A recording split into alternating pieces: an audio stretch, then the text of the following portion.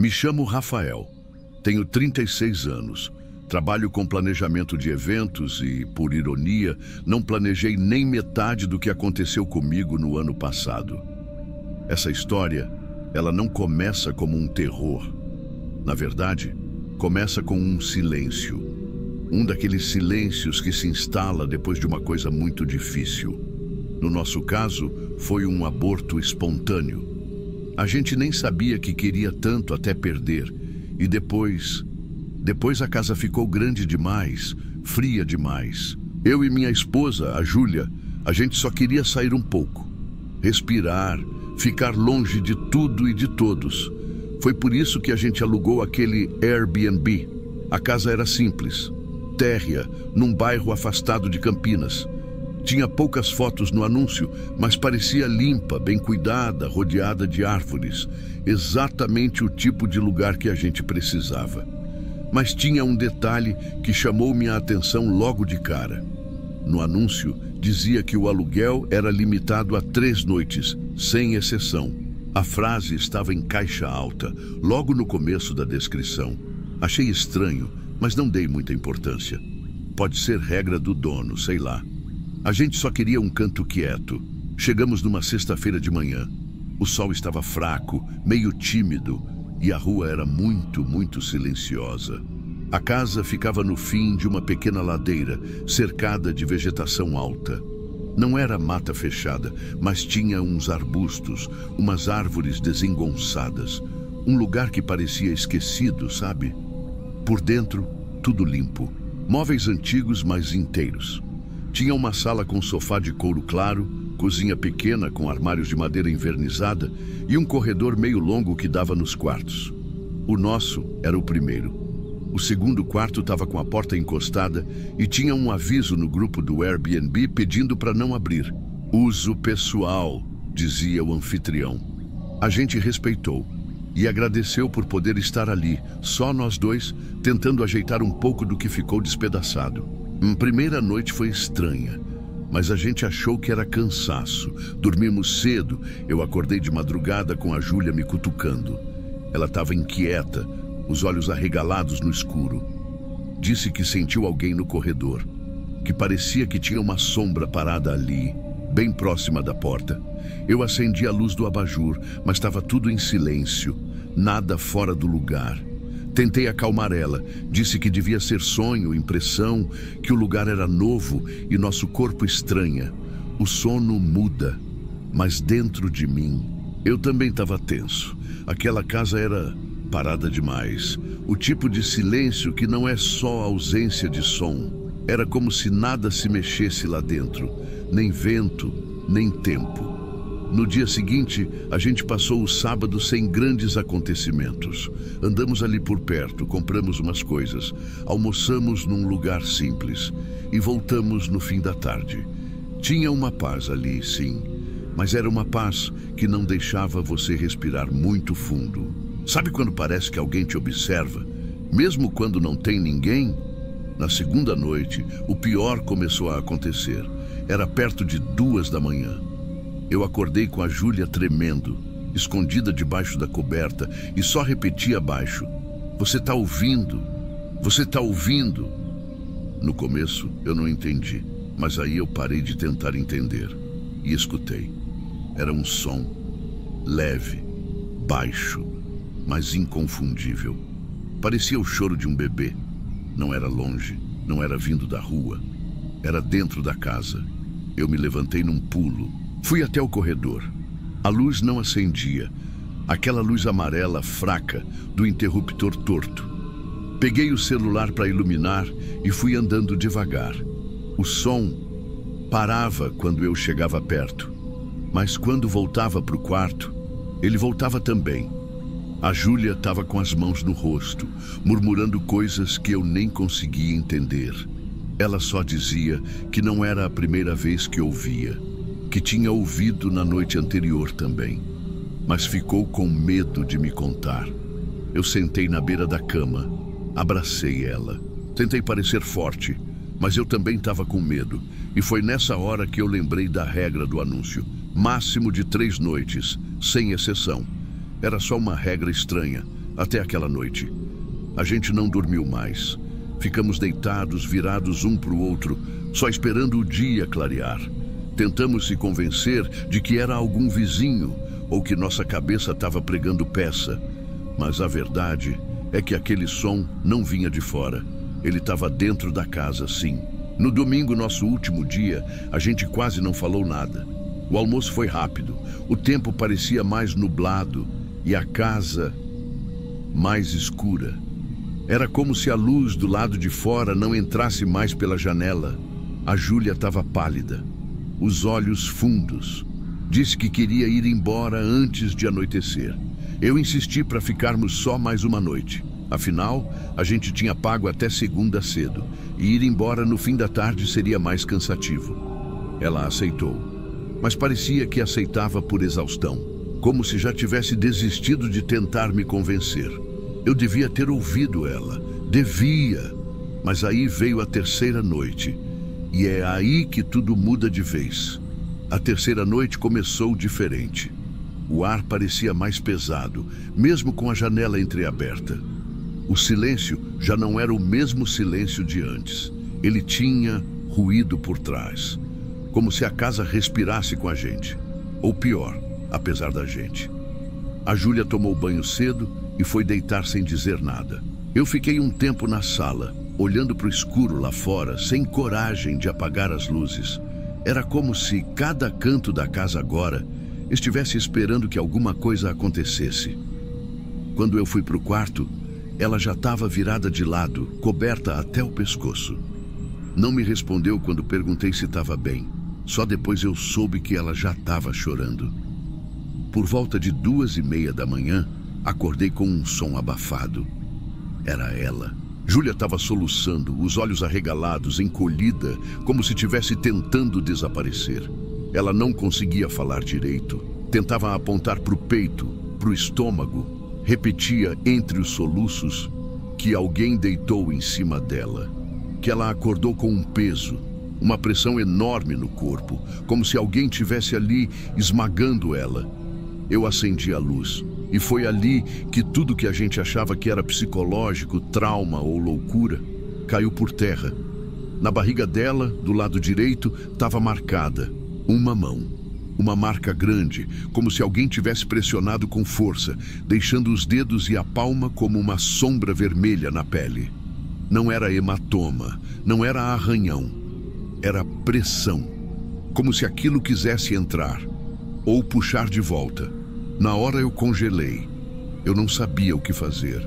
Júlia chorava sem parar, segurando a barriga como se tivesse medo de que arrancassem ela dali. A gente não ficou mais um minuto ali. Arrumamos as coisas no escuro, tremendo. Deixamos quase tudo para trás. A chave, joguei na caixa do correio como o dono tinha pedido. Entrei no carro e fui embora com ela no banco de trás, enrolada numa manta, muda. A casa ficou para trás e parecia menor, como se encolhesse no retrovisor. O caminho até nossa cidade foi mudo. O rádio desligado, os faróis cortando aquela estrada estreita no meio do nada. Não sei explicar, mas parecia que o mundo lá fora estava diferente. Como se a gente estivesse voltando de um lugar que não devia ter entrado. A Júlia voltou a dormir só depois de 2 dias, com ajuda, e mesmo assim com pesadelos. Evitamos falar do que aconteceu. A gente só queria esquecer. Fingir que foi um surto, um delírio, que aquela marca sumiu no dia seguinte e nunca mais voltou. Mas eu nunca esqueci. Passaram alguns meses, a vida foi tentando voltar ao normal. E um dia, inesperadamente, ela engravidou de novo. Dessa vez, sem planejamento, sem nenhum tratamento. Simplesmente aconteceu. E a alegria misturada com medo se instalou na casa de novo. Mas um medo diferente. A Júlia estava feliz. Eu também. Mas lá no fundo, eu sentia alguma coisa que eu não conseguia nomear.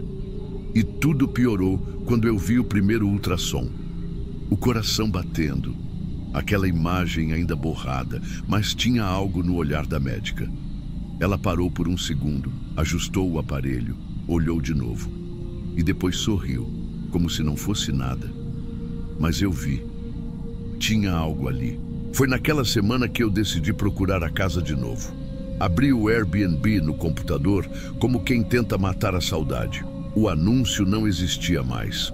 Pesquisei o nome do anfitrião no WhatsApp. Por sorte, ele ainda estava salvo.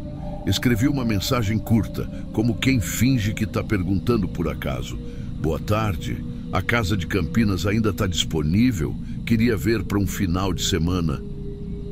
A resposta veio meia hora depois, não por texto, mas por áudio.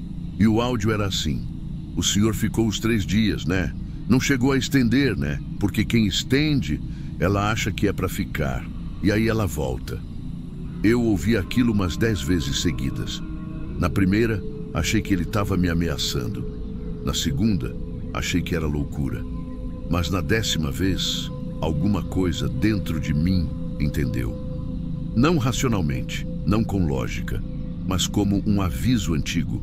Como quando o corpo entende antes da mente. Era aquilo. A casa não podia ser estendida. Era um acordo, um limite, um tipo de permissão para passar e não para permanecer. Eu voltei para a cama com o celular na mão. A Júlia dormia tranquila e eu olhei de novo o ultrassom. A imagem tremida, o coração pulsando, e me perguntei: será que a gente trouxe mesmo uma nova vida? Ou será que a outra voltou? Eu não sei. Até hoje eu não sei. E é por isso que eu nunca mais aluguei nada fora do padrão. Nunca mais aceitei limite estranho em hospedagem. Nunca mais tentei esquecer o que aconteceu. Porque eu sinto todos os dias, quando coloco a mão na barriga da Júlia para sentir o bebê mexer, que tem algo ali que não devia ter voltado.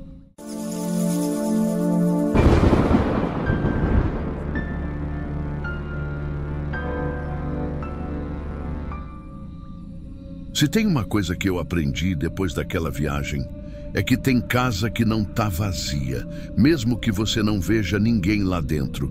Eu e a Lúcia, minha namorada na época, a gente estava comemorando 1 ano juntos. Resolvemos fazer uma viagem mais tranquila, para algum lugar perto, mas que fosse diferente da correria de Belo Horizonte. Ela sugeriu São João del Rei, uma cidade histórica, cheia de casas antigas, ruas de pedra, essas coisas. Eu topei na hora. Aí ela achou esse Airbnb que parecia perfeito. Uma casa colonial, toda reformada, com jardinzinho na frente e uma varanda cheia de plantas. As fotos eram lindas. Tinha umas avaliações muito boas também, falando que o lugar era charmoso, acolhedor, essas palavras que o pessoal gosta de usar. A gente chegou numa sexta-feira, já no fim da tarde. O sol batia naquelas paredes brancas da casa e as janelas azuis davam um contraste bonito. Era tudo muito bem cuidado. Na hora, parecia que a gente tinha feito a escolha certa. A anfitriã tinha deixado a chave numa caixinha de senha na porta. A casa cheirava a madeira velha misturada com lavanda. Sabe aquele cheiro que parece abraço de vó? Era isso. A Lúcia ficou toda animada, tirando foto de tudo, enquanto eu carregava as malas. O interior era uma mistura estranha, mas bonita. Móveis antigos, de madeira pesada, com alguns objetos modernos, tipo uma cafeteira nova do lado de um armário que parecia ter 100 anos. Tudo dava aquela sensação de que a casa tinha história, muita história. A primeira vez que eu senti algo estranho foi ainda naquele dia, mas não dei muita bola. A gente estava explorando a casa, vendo os cômodos. Quando a Lúcia entrou no banheiro, ela parou de repente. Ficou meio travada na porta, olhando lá para dentro, como se estivesse sentindo alguma coisa. Perguntei o que foi. Ela balançou a cabeça e riu, dizendo que era besteira. Na hora eu também ri. Sei lá. Às vezes a gente sente umas coisas bobas mesmo, ainda mais em lugar velho. A noite caiu rápido. Como a gente estava cansado da viagem, pedimos comida e ficamos vendo filme na sala. Tudo correu bem, só que teve uma hora, já mais tarde, que o cheiro da casa mudou. Não era mais lavanda, era cheiro de vela.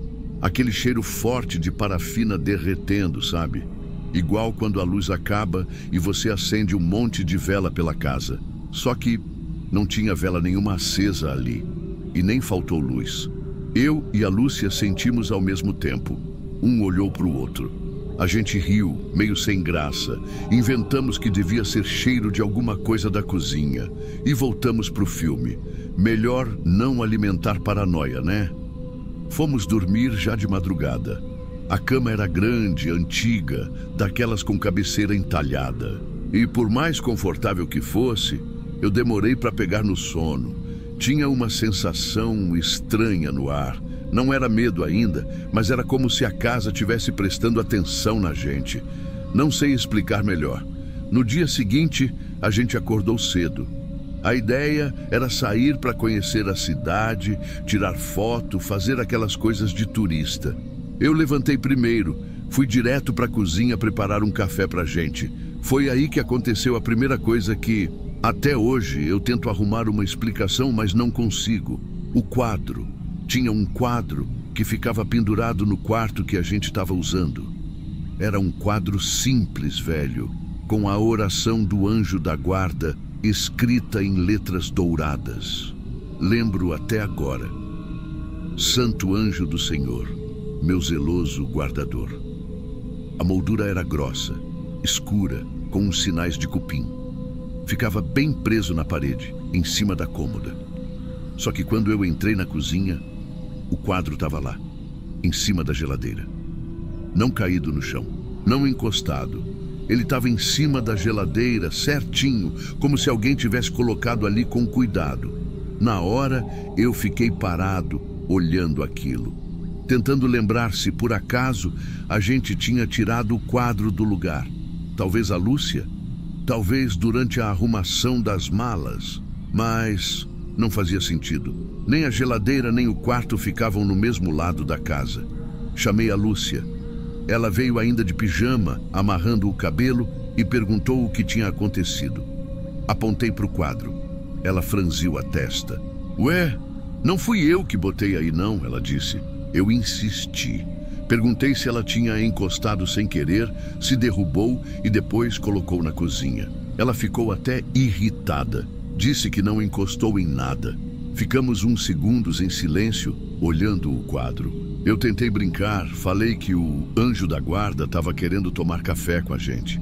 A Lúcia não riu, só virou as costas e voltou para o quarto. Eu coloquei o quadro num canto da cozinha e tentei esquecer. Só que no fundo, uma coisinha já tinha mudado. A casa parecia menos acolhedora naquele segundo dia. Parecia que ela tinha acordado com a gente.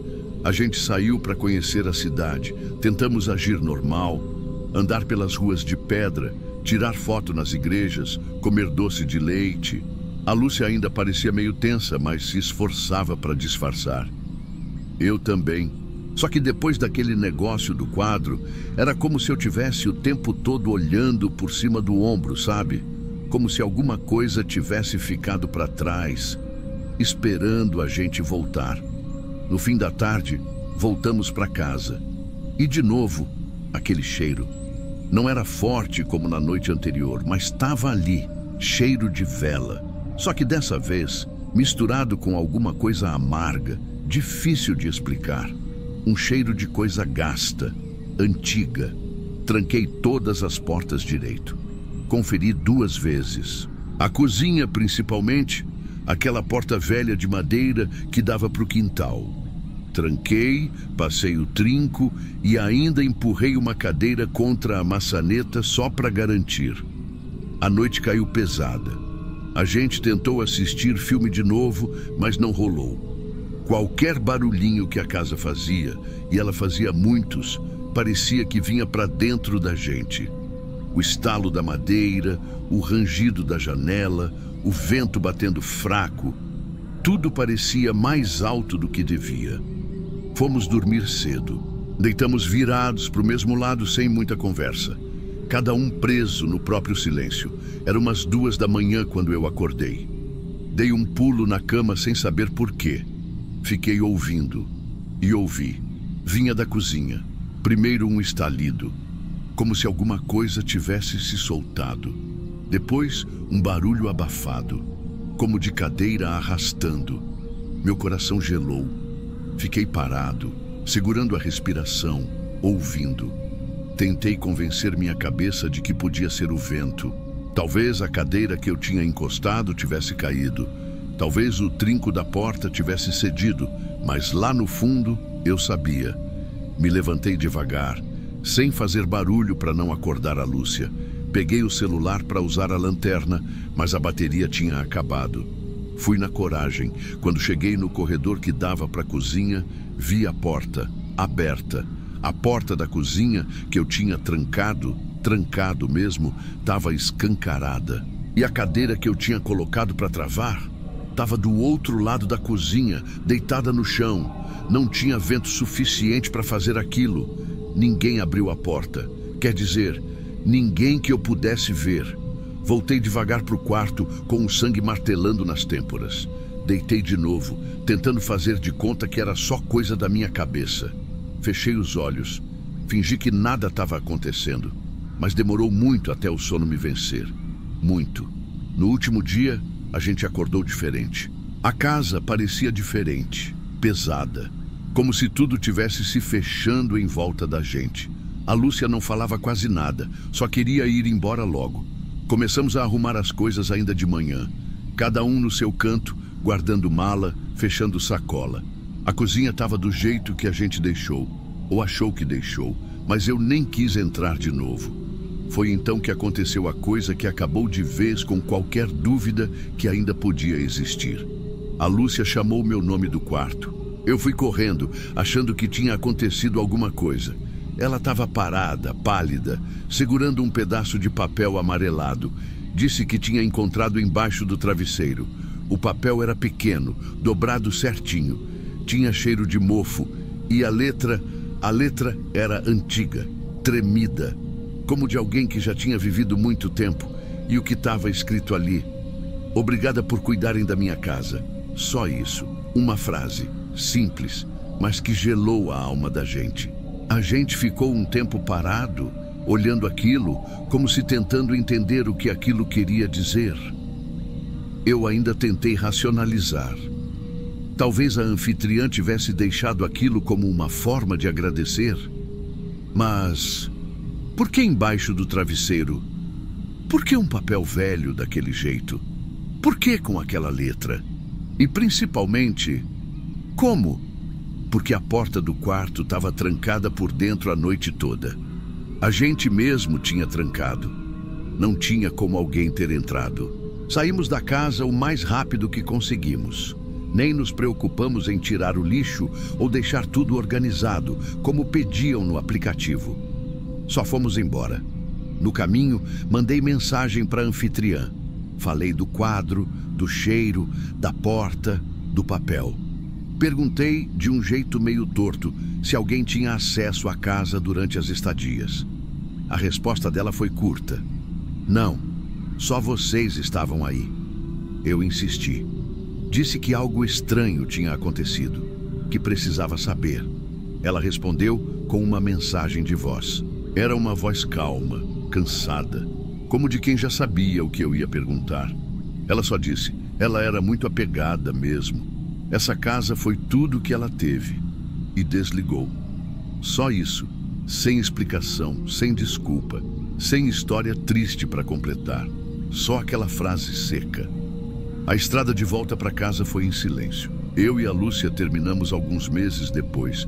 Não foi só por causa dessa viagem, mas depois daquilo, nunca mais conseguimos dormir tranquilos juntos. Qualquer porta rangendo já fazia a gente se olhar, com aquele medo bobo estampado no rosto. E até hoje, às vezes, quando sinto o cheiro de vela acesa do nada, lembro daquela casa, daquele papel, e me pego pensando se, de algum jeito, a gente ainda é visita dela. Se fosse com você, você iria embora na primeira noite ou tentaria aguentar? Quero saber.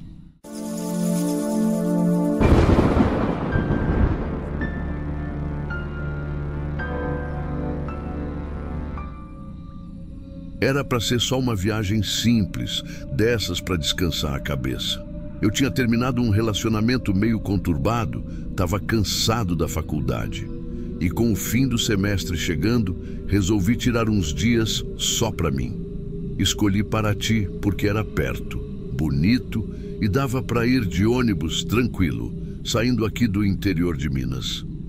Fiquei num hostel baratinho, bem na parte mais afastada do centro histórico. O lugar era simples, mas dava para o gasto. Cama, banheiro compartilhado e um café da manhã bem básico. Fiquei num quarto coletivo com 6 camas. Tinha um beliche vazio, outro ocupado por um argentino gente boa, um rapaz do Rio e mais 2 caras que ficavam mais na deles. Eu fiquei na cama de cima de um dos beliches, o que ficava encostado na parede do fundo, perto da janelinha. Era o canto mais abafado e o colchão já estava bem afundado, mas eu estava tentando economizar, então aceitei sem reclamar. Nos 2 primeiros dias foi tudo normal. Eu passava o dia na rua, andando pelo centro, indo nas praias, voltava só de noite, cansado. À noite, o pessoal do hostel se juntava para conversar, beber alguma coisa e depois cada um ia para o seu canto. Mas na segunda noite, aconteceu uma coisa estranha e foi assim, sutil. Eu acordei de madrugada. Não sei se por causa do calor ou de algum barulho, mas abri os olhos e fiquei um tempo ali, deitado de lado, olhando para a parede. Foi quando eu senti uma movimentação, um som bem leve, como se alguém estivesse se virando no colchão de baixo. Achei que alguém novo tinha chegado tarde e deitado ali sem fazer muito alarde. É comum em hostel. Só que eu tinha certeza de que aquele beliche estava vazio desde que cheguei. Mesmo assim, nem levantei. Me convenci de que devia ser só um hóspede novo e voltei a dormir. Na manhã seguinte, dei uma olhada rápida na cama de baixo antes de sair para o café. Vazia. Colchão arrumado, travesseiro no mesmo lugar. Pensei que a pessoa devia ter saído cedo. Ou talvez eu tivesse mesmo sonhado com aquilo. Na noite seguinte, mais ou menos na mesma hora, acordei de novo. Dessa vez, com uma sensação diferente. Não foi barulho.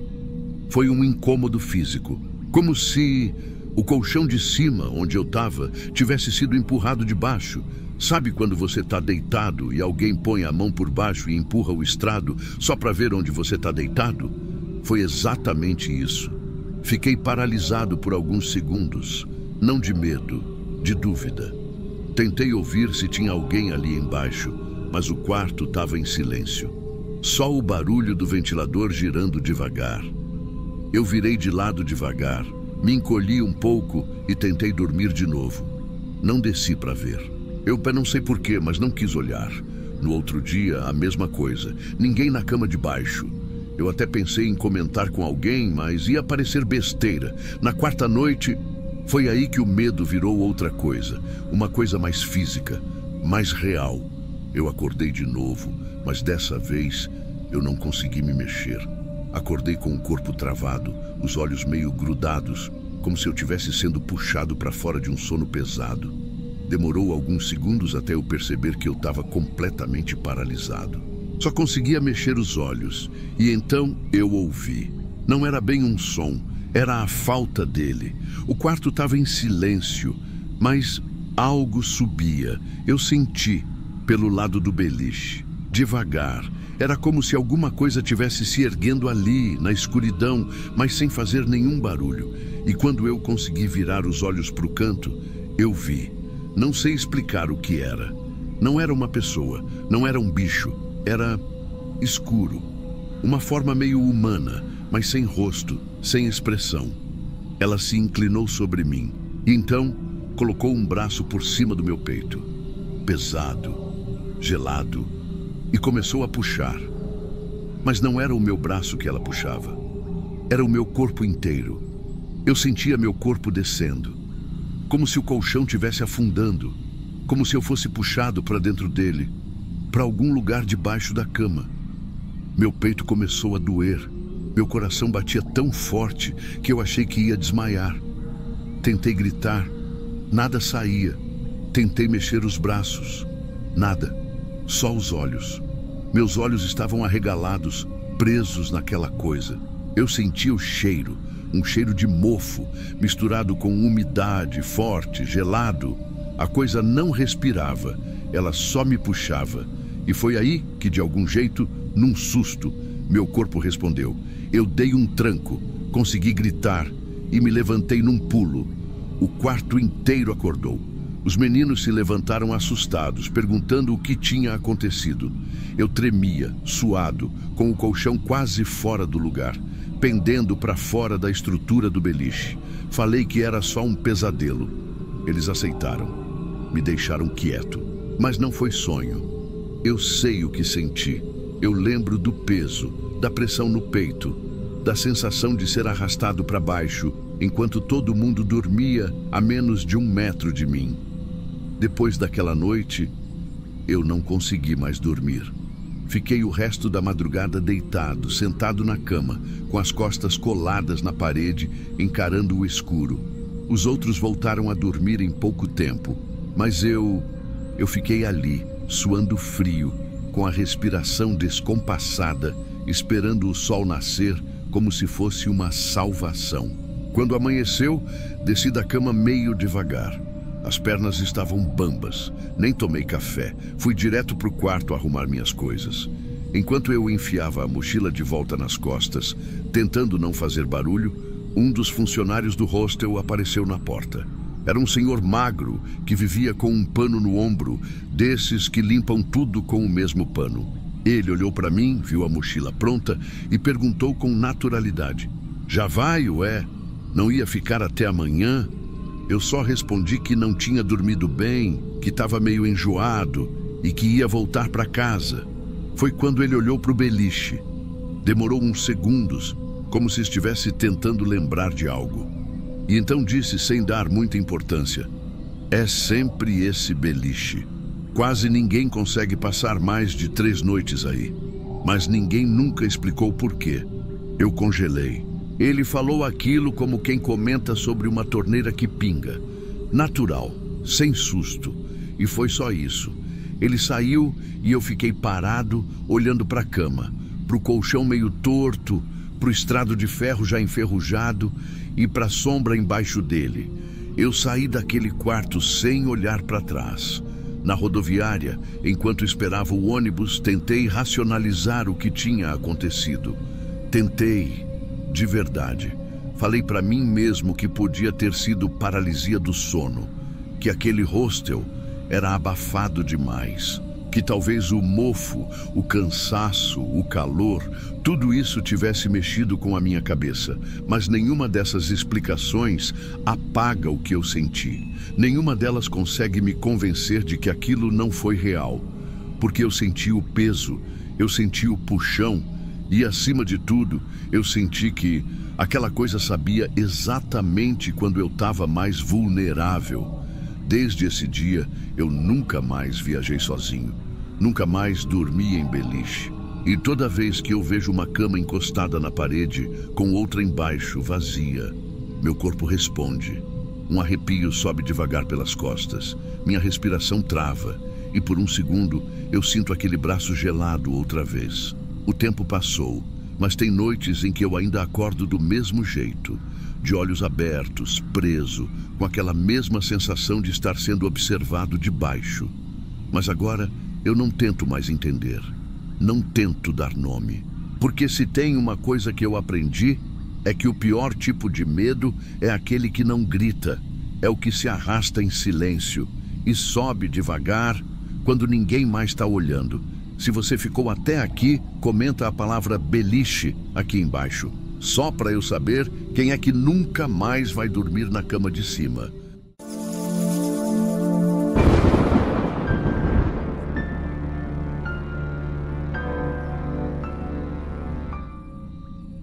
Tem coisa que a gente vive que fica ali, parada na cabeça, né? Não importa o quanto o tempo passe. Essa história foi assim.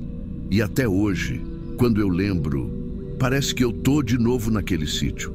Foi logo depois de um semestre puxado. Eu, minha irmã Bianca e nossa prima Clara resolvemos alugar uma casinha em Petrópolis, num sítio mais afastado, para dar uma respirada.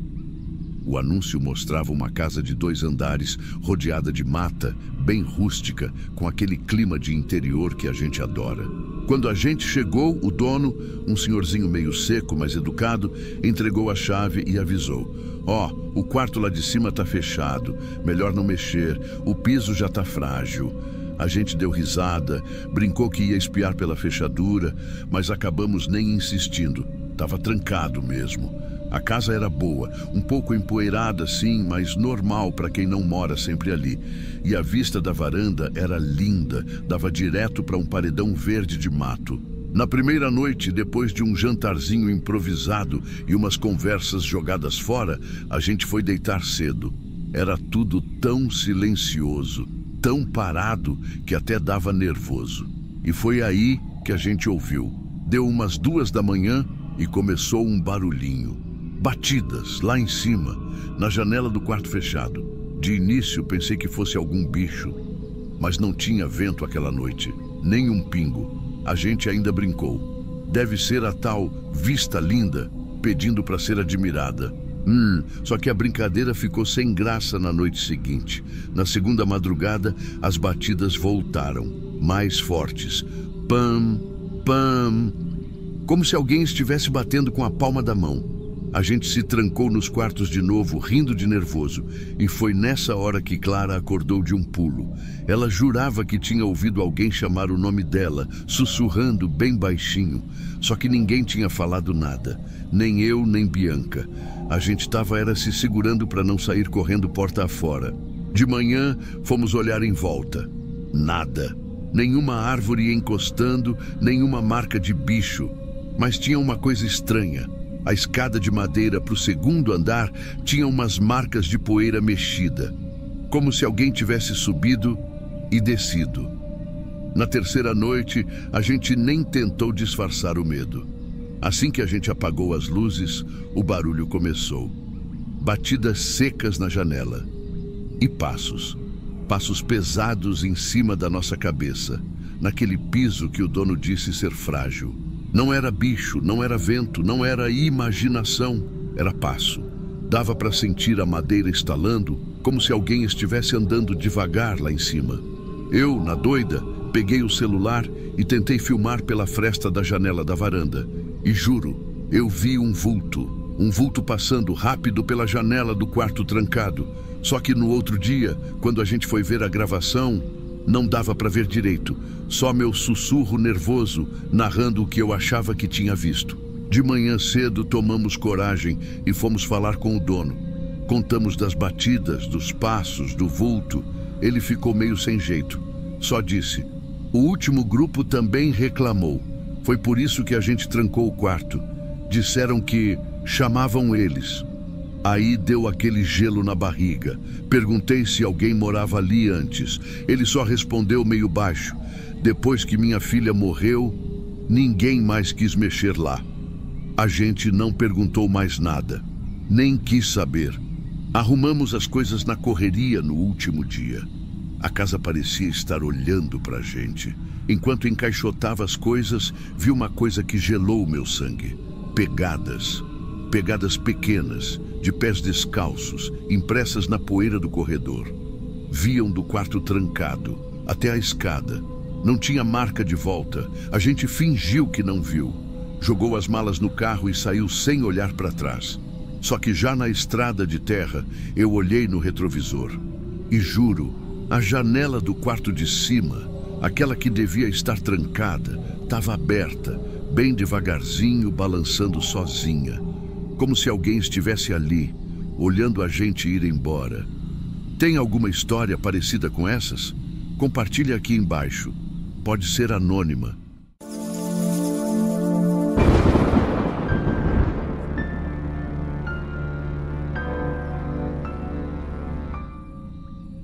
Me chamo Lucas e até hoje, toda vez que ouço o barulho da água pingando num banheiro vazio, eu lembro daquele carnaval em Olinda. Eu e meu amigo Kaique tínhamos decidido meio em cima da hora que a gente ia para lá. Queríamos aproveitar os blocos, as ladeiras, a música, a energia que só quem já foi entende. A gente era novo, estava cheio de vontade de viver, sabe?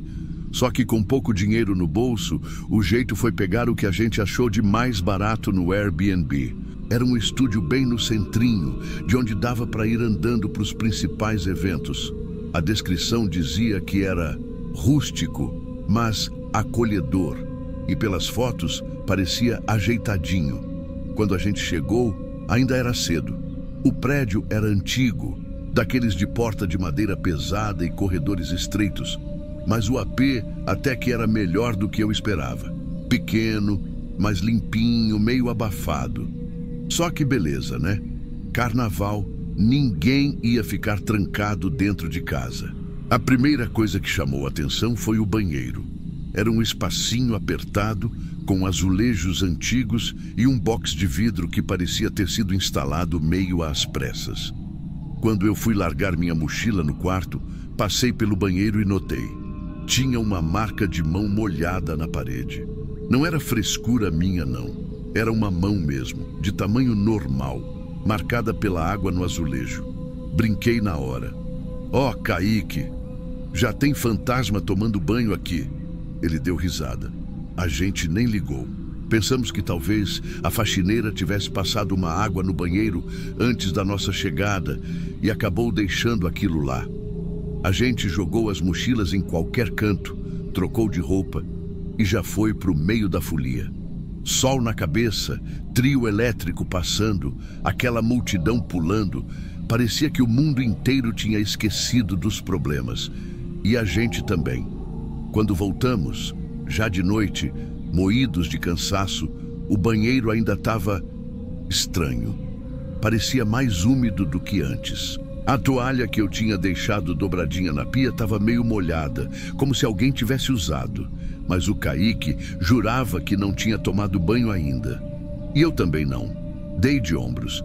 Talvez fosse só o calor de Olinda, o vapor, alguma coisa assim. Tomei um banho rápido, meio incomodado com aquela sensação de abafamento, e capotei na cama. Mas a madrugada foi outra história. Acordei com um barulho esquisito. Era a água. A água do banheiro pingando alto, num silêncio que parecia maior ainda por causa da madrugada. No começo, achei que era alguma torneira mal fechada. Levantei meio grogue, tonto do calor e do cansaço, e fui tropeçando até o banheiro para fechar direito. Só que quando cheguei na porta, eu vi. Tinha alguém lá dentro. Uma mulher. Ela estava de pé dentro do box, de costas para mim. Os cabelos longos, ensopados, colando nas costas. A água escorrendo da ponta do cabelo até o chão, formando poças. Ela não se mexia, não fazia barulho, só pingava. Eu gelei. Meu primeiro impulso foi achar que era um assaltante, sei lá, alguma coisa real. Tentei acender a luz do banheiro, mas a lâmpada demorou para responder. Piscou 1, 2 vezes. Quando a luz acendeu de vez, não tinha ninguém. O box estava vazio, só as marcas molhadas no chão.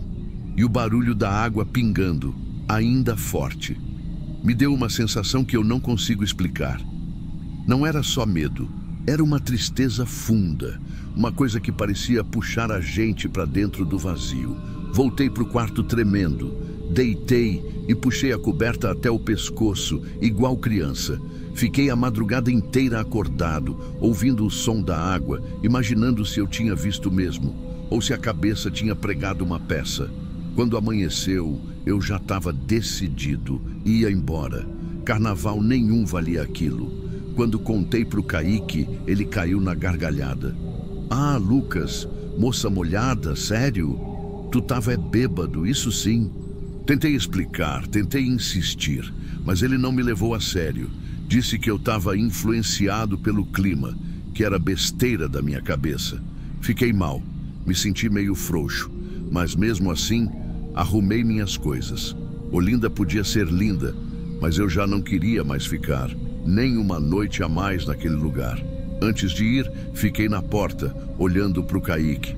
Ele estava largado no sofá, rindo de alguma besteira no celular, tranquilo, como se nada tivesse acontecido.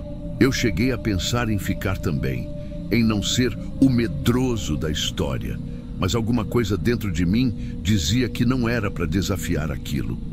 Então, eu fui. Peguei um ônibus para Recife e arranjei um quarto de última hora numa pensão. Achei que o pior já tinha passado.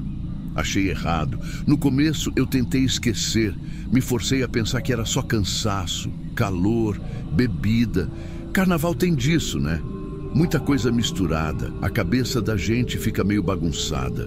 Só que no dia seguinte, logo cedo, meu telefone tocou. Era um número que eu não conhecia. Hesitei um pouco antes de atender. Do outro lado era o dono do apartamento. A voz dele era séria, seca. Disse que tentou falar com o Kaique e não conseguiu. Que o zelador tinha achado a porta do AP entreaberta e que tinha alguma coisa errada. Meu coração já gelou na hora. Peguei o primeiro ônibus que consegui e voltei para Olinda. No caminho, eu ficava me agarrando em qualquer desculpa, que era engano, que Kaique tinha saído para pular carnaval e esquecido a porta aberta, qualquer coisa. Mas quando cheguei, vi que não era. O apartamento estava cheio de gente. Zelador, vizinhos, o próprio dono, todo mundo com aquela cara de quem não sabe direito o que fazer. Kaique estava lá dentro, no chão do banheiro, desmaiado, molhado dos pés à cabeça. O mais estranho era que a água não estava ligada. Não tinha nem sinal de cano estourado, de vazamento, nada. Era como se ele tivesse sido mergulhado em água e depois largado ali. O SAMU já estava a caminho. Enquanto esperávamos, tentamos secá-lo, chamar, fazer ele abrir os olhos. Ele respirava, mas muito fraco, como se tivesse passado horas debaixo d'água. Quando finalmente abriram caminho para levar ele, eu me aproximei. Kaique estava meio acordando, meio falando coisas sem sentido. Mas no meio daquele balbucio todo, eu juro que ouvi, clarinho. Ele dizia: ela pediu para eu ficar, para eu não sair. Me arrepiou da cabeça aos pés. Naquele momento, o dono do AP me puxou de canto. Ele parecia constrangido, mas disse que achava que eu precisava saber. Contou que há muitos anos o apartamento era ocupado por uma mulher jovem que se mudou para lá cheia de planos. Só que, no carnaval, o namorado dela terminou tudo de repente. Deixou ela sozinha. E naquela mesma semana, ela tirou a própria vida. Dentro do banheiro, no chuveiro, o dono tentou amenizar, dizendo que já tinha feito reformas, trocado tudo, que o lugar estava novo. Mas admitiu que, desde então, algumas pessoas reclamavam. Coisas pequenas, água que ligava sozinha, toalhas que molhavam sem motivo, sensação de estar sendo observado no banho. Até hóspedes que viam sombras dentro do box. Nunca ninguém tinha se machucado. Pelo menos, não até agora. Eu ouvi tudo aquilo com a cabeça zonza. Não sabia se sentia pena, medo, raiva. Só queria sair dali o mais rápido possível. Quando Kaique melhorou um pouco, deixamos o hospital juntos. Ele não quis falar muito sobre o que aconteceu. Só disse que, quando foi tomar banho, sentiu como se alguém estivesse ali com ele. Disse que ouviu uma voz baixa atrás dele, no box. Uma voz de mulher, pedindo para ele ficar, implorando. Depois disso, não lembra de mais nada. A gente nunca mais tocou nesse assunto. Nunca mais alugamos apartamento de carnaval também. E eu... Bom, até hoje, toda vez que a água pinga sozinha no banheiro, ou que eu vejo aquelas marquinhas de mão no azulejo depois do banho, eu lembro dela e da sensação que ficou, que nem todo mundo que fica preso em algum lugar está pronto para ir embora.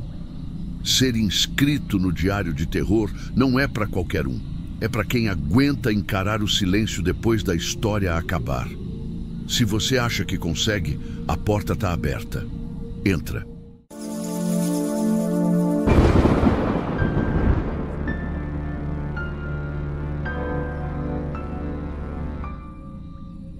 Teve uma vez que eu achei que ia morrer afogado num lugar onde era pra gente estar se divertindo. E o pior, até hoje eu não sei direito o que foi que me puxou para baixo.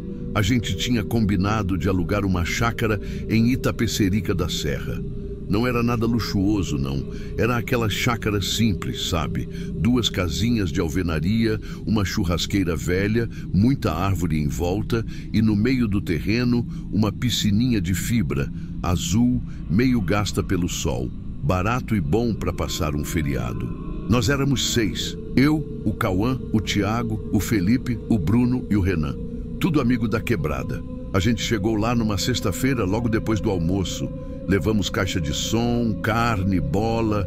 Já chegou naquela energia boa, todo mundo rindo, brincando, falando besteira.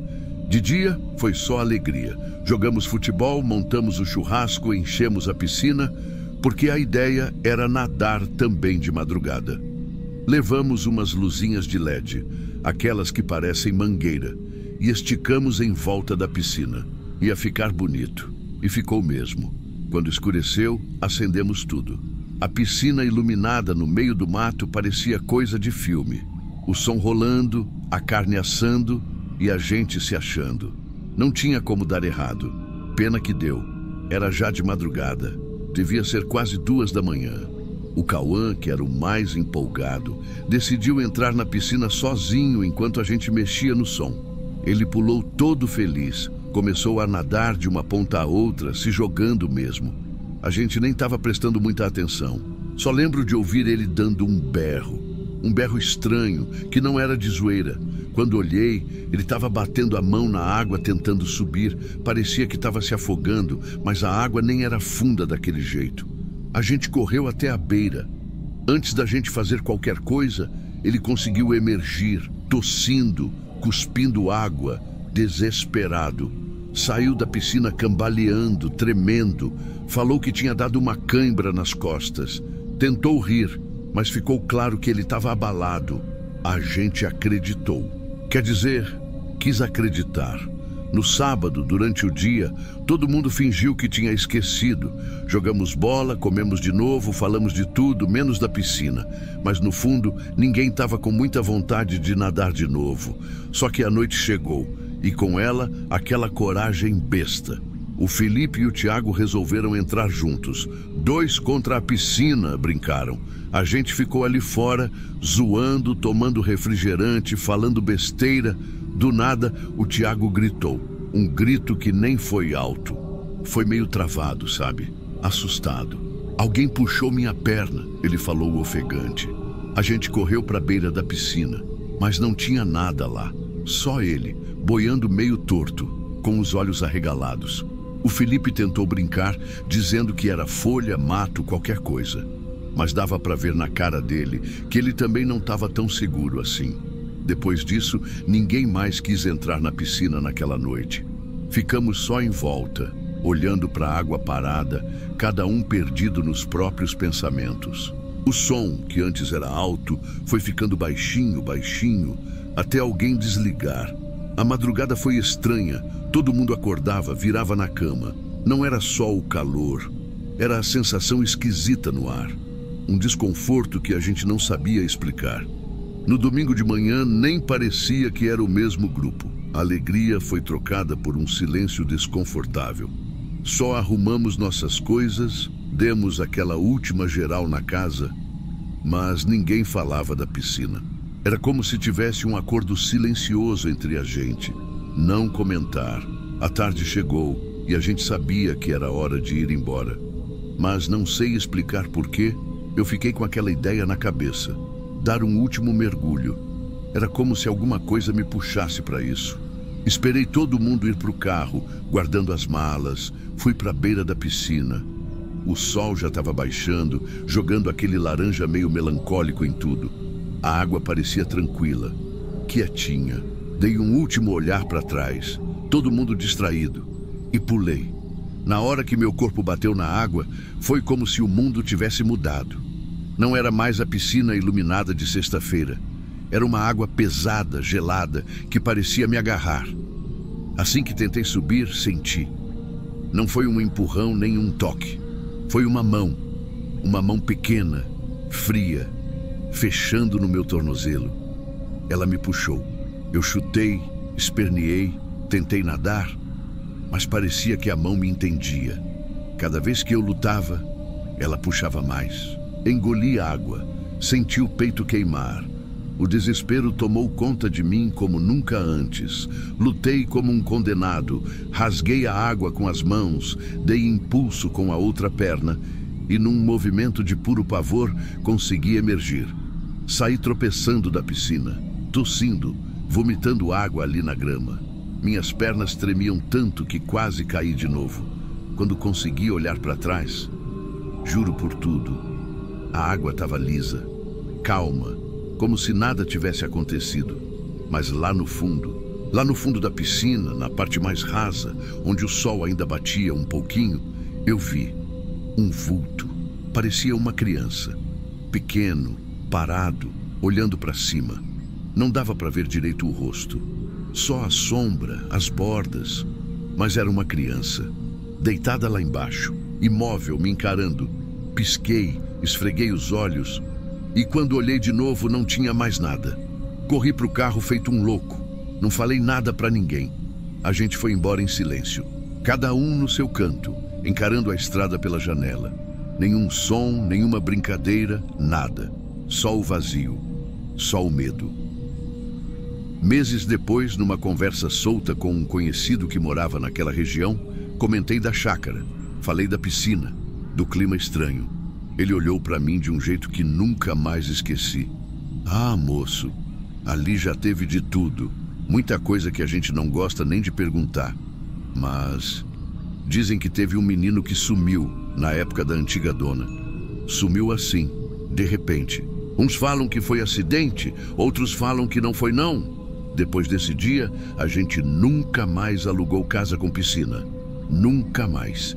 E até hoje, toda vez que eu entro numa piscina, mesmo em clube, hotel, o que for, eu não consigo esquecer aquela sensação. O peso, a mão, aquela coisa fria que agarrou meu tornozelo e quase me levou.